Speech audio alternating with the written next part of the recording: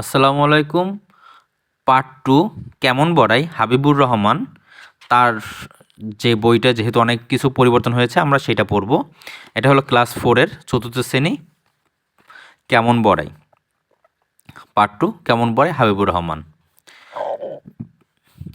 লোকটা শুধু করতো বড়াই, দেখে নিতাম লাগলে লড়াই। ওই ঢিবিতে মারতো ঘুষি, চোখ পাকিয়ে জোরসে ঠুসি। বাহু ঠুকে ফুলিয়ে ছাতি, বলতো আসুক বাঘ কি হাতি। আমি কি আর কাউরে ডরাই, ভাঙতে পারি লোহার কড়াই। শুনে সব কাঁপতো ডরে, খিল লাগিয়ে থাকতো ঘরে। একদিন এক ভোরবেলায় বেবাক লোকের ঘুম ভেঙে যায়। ঘর ছেড়ে সব বাইরে এসে বাড়িয়ে গলা দেখলো শেষে।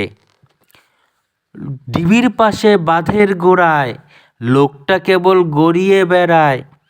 ব্যাপার কি ভাই ব্যাপার কি, ফিসফিসিয়ে বলল সবাই।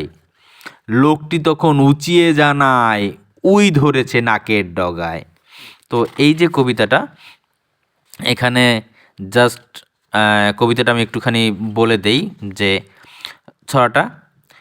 লোকটা শুধু করতো বড়াই, দেখে নিতাম লাগলে লড়াই।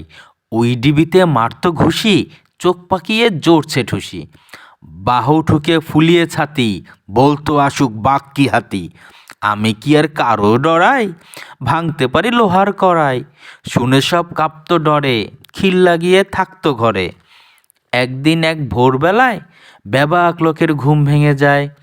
ঘর ছেড়ে সব বাইরে এসে বাড়িয়ে গলা দেখলো শেষে। ডিবির পাশে বাঁধের গোড়ায় লোকটা কেবল গড়িয়ে বেড়ায়। ব্যাপার কি ভাই ব্যাপার কি ভাই, ফিসফিসিয়ে বলল সবাই। লোকটা তখন চেঁচিয়ে জানায়, উই ধরেছে নাকের ডগায়। তাহলে আমরা এই যে কবিতাটার সবচেয়ে মজার ব্যাপার হলো, লোকটা মানে একটা লোক সে খুবই বড়াই করতো যে সে এই পারে সেই পারে, সে দেখো সে ওই এমন ঘুষি মারতে পারে যে লোহার কড়াই সে ভেঙে ফেলতে পারে। তারপরে বাঘ হাতিরও কোনো তোয়াক্কা করে না। কিন্তু শেষ মুহূর্তে সে যে যতই সে শক্তি দেখাক, সে শুধুমাত্র মানে সবাই এত সাহসী এত পালোয়ান, দেখো এইখানে এত পালোয়ান সব কিছু ঠিক আছে, সবাই ভয়ে ভয়ে থাকতো।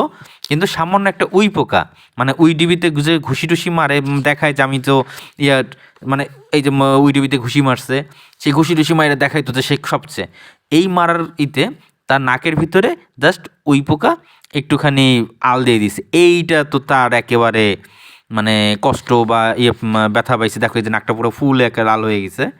তো এটাই যে অতিরিক্ত বড়াই করা ভালো নয়। আজ এ পর্যন্তই, আবার দেখাবো নতুন কোনো ভিডিওতে, আমাদের নেক্সট ভিডিওতে। আল্লাহ হাফেজ।